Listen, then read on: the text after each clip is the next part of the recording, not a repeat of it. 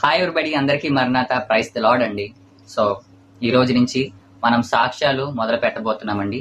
So first of all first video నా సాక్ష్యంతోనే start చేద్దాం. సో నా జీవితంలో అసలు నేను ఎలాగా క్రిస్టియానిటీలోకి వచ్చానంటే, దేవుని మార్గంలోకి వచ్చాను, నా జీవితంలో జరిగిన గొప్ప కార్యాలు ఏంటి అనేది నేను ఈ వీడియోలో మీకు చెప్తానండి. ఖచ్చితంగా వీడియో చివరి వరకు చూస్తారని ఆశిస్తున్నాను. సో దేవుని తలుచుకొని మనం స్టార్ట్ చేసేద్దామా? వెల్కమ్ టు మై ఛానల్, దేవుడు చేసిన కార్యాలు.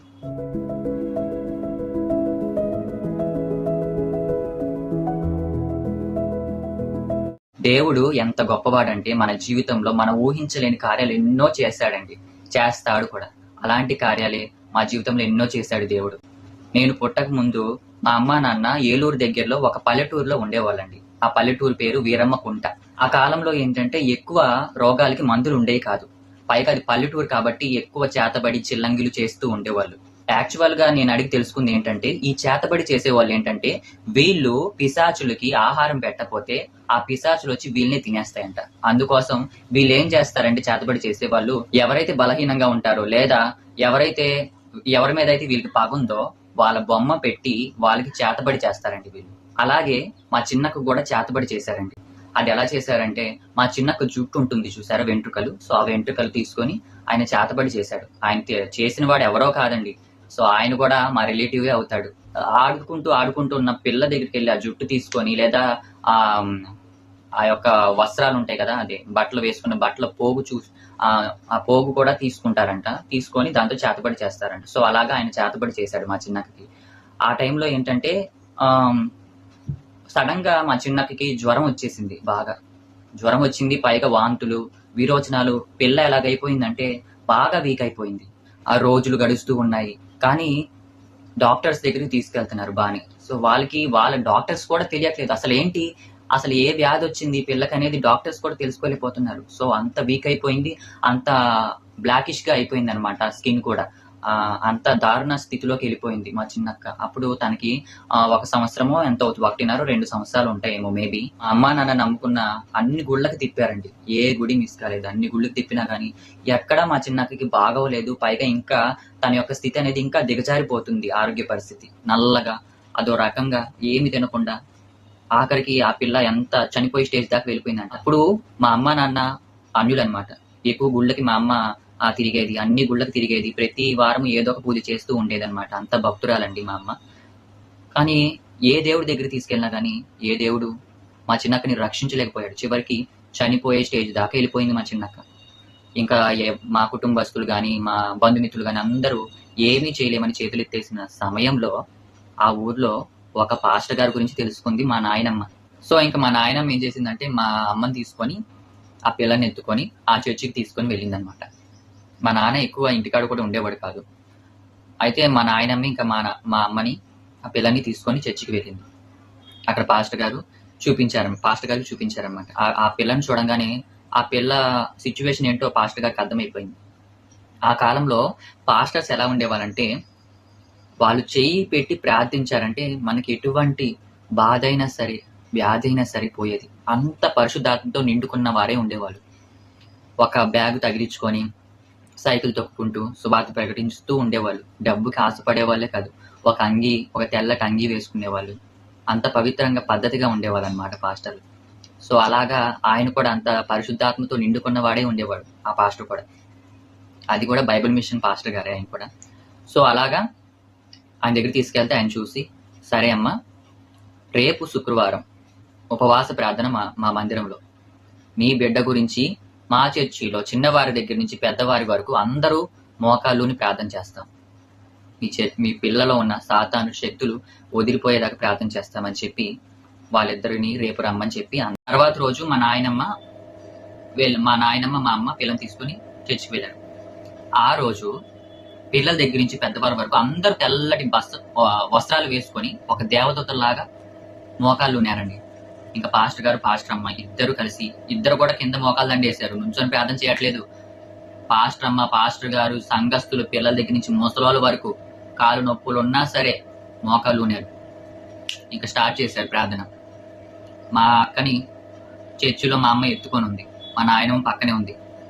వాళ్ళకి దేవుడి గురించి ఏమీ తెలియదు. ఇలా చేతులు మొక్కి ఇలాగే నుంచొని ఉన్నారు. ఇంకా ప్రార్థన చేశారు. పిల్లవాళ్ళు కూడా కన్నీటితో ప్రార్థన చేశారండి. వాళ్ళ కంట నుంచి కన్నీరు ప్రార్థన అయ్యేదాకా కారుతూనే ఉందంట. అంత కన్నీటి ప్రార్థన చేసి ఇంకా పరిశుద్ధాత్ముడు దిగిపోయాడండి. చెప్తుంటేనే నాకు గూస్ బంప్స్ వస్తున్నాయి. అక్కడ పరిశుద్ధాత్మ దిగి ఇంకా ఆ పిల్ల వెంటనే బాగుపడిపోయింది మా చిన్నక్క. ఎటువంటి డాక్టర్ ఎవ్వరు ఏ వైద్యుడి దగ్గరికి తీసుకెళ్ళినా కానీ, ఏ మూలికలు ఇచ్చేవాడి దగ్గరికి తీసుకెళ్ళినా కానీ ఎవ్వడు బాగు చేయలేకపోయాడు. కానీ చనిపోతున్న మా చిన్నక్కని బ్రతికించాడండి మన దేవుడు. ఇంకా మా అమ్మ, మా నాయనమ్మ, సంఘస్థులకి, ఆ పాస్టర్ గారికి ఇద్దరికి ధన్యవాదాలు తెలుపుకొని ఆ రోజు నుంచి దేవుని సేవలో కొనసాగడం ప్రారంభించారండి. అలాగా బైబిల్ మిషన్ చర్చిలో నేను పుట్టక ముందు నుంచి మా అమ్మ, నాన్న, అప్పటికి మా నాన్న కూడా మారలేదు. చాలా రోజుల వరకు మా నాన్న కూడా మారలా. చివరికి ఆయన కూడా చనిపోయే స్టేజ్ దాకా వచ్చాడు. ఆ టైంలో కూడా మా నాన్నని కరుణించి దేవుడు బ్రతికించాడండి. అలాగా మా నాన్న మారాడు. ఆ రకంగా మా కుటుంబం అనేది ఇలా దేవుని మార్గంలోకి వచ్చామండి అందరం. అప్పటికి నేను పుట్టలేదు అనుకోండి. ఇప్పుడు చనిపోయి బ్రతికిన ఆ పిల్ల ఏమైందో తెలుసా? పాస్టర్ అమ్మైంది. 3 సంఘాలకి పాస్టర్ అమ్మగా ఉంటుంది ఆవిడ. మా బావ ఒక పాస్టర్ బైబిల్ మిషన్ లో. చూసారా దేవుని కార్యాలు? ఒక చనిపోయి బ్రతికిన బిడ్డని తన సేవలోకి లాక్కున్నాడంటే దేవుడు ఎంత గొప్పవాడు, ఎంత గొప్ప కార్యం చేశాడు మా జీవితంలో. మా జీవితంలోనే కాదండి, మీ జీవితంలో ఎవరైతే నిరాశ నిస్పృహతో అసలు నా జీవితంలో ఇది జరగదు, నేను స్వస్థ పడను, నా జీవితంలో నేను అది పొందుకోలేను, ఇది పొందుకోలేను చెప్పి నిరాశ నిస్పృహలో ఉన్నారో ఖచ్చితంగా దేవుడి మీద విశ్వాసం ఉంచండి. దేవుని సన్నిధిలో మోకాలుని కన్నీటితో ప్రార్థన చేయండి. ఖచ్చితంగా దేవుడు మీకు అనుగ్రహిస్తాడు. మీకు విషయం తెలుసా? నేను 10th క్లాస్లో చాలా బిలో యావరేజ్ స్టూడెంట్ని. ఇది కూడా ఒక టెస్ట్ మనీ, ఇది నా టెస్ట్ మనీ. సో ఇందాక దాకా మా ఫ్యామిలీ గురించి చెప్పాను, ఇప్పుడు నా గురించి చెప్తున్నాను, వినండి. అయితే నేను ఒక యావరేజ్ స్టూడెంట్ని. అందరూ నన్ను ఎక్కిరిస్తూనే ఉండేవాళ్ళు. తీసివేసిన రాయి మూలకు తలరాయి ఆయన అని చెప్పి బైబిల్ గ్రంథంలో ఉంది కదా, అది మీకు చివరిన అర్థమవుతుంది. కానీ నాకన్నా బాగా చదివే వాళ్ళు క్లాసులు బొచ్చు మంది. 600కి 590, 593 మార్కులు వచ్చిన వాళ్ళు కూడా ఉన్నారు. క్వార్టర్లీ, హాఫ్ ఇయర్లీ ఎగ్జామ్స్ జరిగాయి 10th క్లాస్లో. ప్రతి ఎగ్జామ్లో నేను యావరేజ్ గానే ఉండేవాళ్ళు. నాకన్నా పై చదువు, నాకన్నా బాగా చదివే వాళ్ళు 10 మెంబర్స్ దాకా ఉండేవాళ్ళు క్లాస్లో. ఒక మూలను కూర్చొని నా పని నేను చేసుకుంటూ ఉండేవాడిని. ఇంటికి వెళ్ళంగానే మా అమ్మ, మా పెద్దకి ప్రార్థన చేసుకునేవాడిని. నేను కూడా వాళ్ళతో కలిసి ప్రార్థన చేసుకునేవాడిని, ఇంకా చదువుకుంటూ ఉండేవాడిని. ఒకసారి అయితే మ్యాథ్స్ లో నాకు 0 మార్కులు వచ్చినాయి. అప్పుడు మా మ్యాథ్స్ టీచర్ కొట్టింది ఇప్పటికీ నాకు గుర్తే. తెలుగు సార్ కొట్టారు. సో నాకు కొట్టిన వాళ్ళు ఇద్దరే, తెలుగు సారు, మ్యాథ్స్ టీచర్. రోజు ప్రార్థన చేసుకుంటూ ఉండేవాడిని, బైబుల్ చదువుకుంటూ ఉండేవాడిని, దేవుడి మీద విశ్వాసంతోనే ఉండేవాడిని. నేను ఎగ్జామ్ లో ఫెయిల్ అయినా సరే దేవుడు ఖచ్చితంగా నన్ను మంచి మార్కులతో పాస్ చేయిస్తాడని పట్టుదలతోనే ఉండేవాడిని. అప్పుడు ఇప్పుడు భక్తి తగ్గింది, కానీ అప్పుడైతే నాకు అసలైన భక్తి అప్పుడే నేను ఎక్కువ చేశాను నా చిన్నప్పుడు. అలాగా ప్రార్థన చేసుకుంటూ ఉండేవాడిని. క్వార్టర్లీ వచ్చింది, క్వార్టర్లీలో కూడా నాకు తక్కువే వచ్చింది, హాఫ్ ఇయర్లీలో కూడా తక్కువే వచ్చినాయి. ప్రీ ఫైనల్ జరిగేది, ప్రీ ఫైనల్లో కూడా నాకు యావరేజ్ గానే మార్క్స్ వచ్చినాయి. ఇంకా పబ్లిక్ ఎగ్జామ్ వచ్చిందండి. సో ఫైనల్లీ పబ్లిక్ ఎగ్జామ్ దగ్గర పడింది. అందరూ పడి చదివేస్తున్నారు. నాకైతే భయం అట్లా ఇట్లా స్టార్ట్ అవ్వాల, కాళ్ళు చేతులు వణికిపోతూ ఉండే రోజు. ఎగ్జామ్ ఒక్కొక్క రోజు దగ్గర పడుతుంటే ఒక్కొక్క రోజు నా గుండె అదిరిపోతూ నా చేతిలోకి వచ్చి పడి అంత భయపడిపోయి అదిరిపోయేవాడిని నేను. కానీ బైబుల్లో ఏముందంటే భయపడుట వలన ఉరివచ్చును అని ఉంది. అది ఒకటి మనసులో పెట్టుకున్నా. ఇంకా అప్పటి నుంచి దేవుడే ఉన్నాడు, ఏది ఏమైనా దేవుడు నా తోడుగా ఉండే ఎగ్జామ్ బాగా రాయిస్తాడని పట్టుదలతో ఉండేవాడిని. ఎగ్జామ్ వచ్చినా గానీ చదువుకునేవాడిని, దేవుడు పాటలు వినేవాడిని. అటు చదువుకుని ఒక క్వశ్చన్ చదివేవాడిని, ఆన్సర్ దేవుడు పాటలు పాడుతూ ఉండేవాడిని. ఇంకో క్వశ్చన్ చదివేవాడిని, దేవుడు వాక్యం చదువుకునేవాడిని. అలా రెండింటిని బ్యాలెన్స్ చేసుకుంటూ వచ్చేవాడిని అనమాట. ఇంకా పబ్లిక్ ఎగ్జామ్ లో అన్ని ఎగ్జామ్స్ అన్ని అయిపోయినాయి. అప్పటి నుంచి రిజల్ట్స్ ఎప్పుడు వస్తాయా అదొక టెన్షన్. మళ్ళీ ఎట్టకేలకు రిజల్ట్స్ డే వచ్చేసిందండి. సో అందరూ రిజల్ట్స్ వచ్చేసి నేను చూసుకుంటాకి వెళ్ళిపోయారు మా క్లాస్ వాళ్ళందరూ. నాకు మాత్రం భయం వేసి దేవుడు ముందు ఇలాగే జోడించి, దేవా నువ్వే ఉన్నావయ్యా, పాస్ చేయించి ఇంకా ప్రార్థన చేస్తూనే ఉన్నా. అందరూ వెళ్ళి రిజల్ట్స్ తెలుసుకోవడం, నాకు వచ్చి చెప్పడం, నేను పాస్ అయ్యాను, నాకు అన్ని మార్కులు వచ్చినాయి, నాకు ఇన్ని మార్కులు వచ్చినాయి. నాకు ఇంకా టెన్షన్ ఎక్కువైపోతుంది. నేను చూడను బాబోయ్ రిజల్ట్స్, నేను చూడను అని చెప్పి ఇంక దేవుడు దగ్గరే సన్నిధిలోనే ఉండి ప్రార్థన చేసుకుంటూ ఉన్నా. ఆ తర్వాత మా క్లాస్మేట్స్ అందరూ, లేడీస్ జెంట్స్ అందరూ వచ్చి మా ఇంటి ముందు నుంచున్నారండి.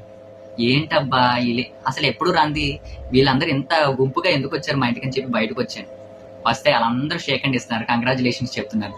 ఏంటో నాకు అర్థం కాల. చూస్తే నువ్వు క్లాస్ ఫస్ట్ వచ్చావురా రాజేష్ అన్నారు. నేను ఫస్ట్ వచ్చాను. జోక్ చేస్తున్నారేంటి? జోక్ చేయకండి, అని చెప్పి నేను కాస్త డైలమాలో, ఆశ్చర్యంలో అలా ఉన్నా నేను. లేదురా నువ్వు ఫస్ట్ వచ్చావురా, మన క్లాస్ ఫస్ట్ వచ్చిన మన లీడర్ కూడా నీ తర్వాతే ఉంది మార్కులు అని చెప్పి ఇలా అని చెప్పానగా నేను పరిగెత్తుకుంటూ నెట్ సెంటర్కి వెళ్ళానండి.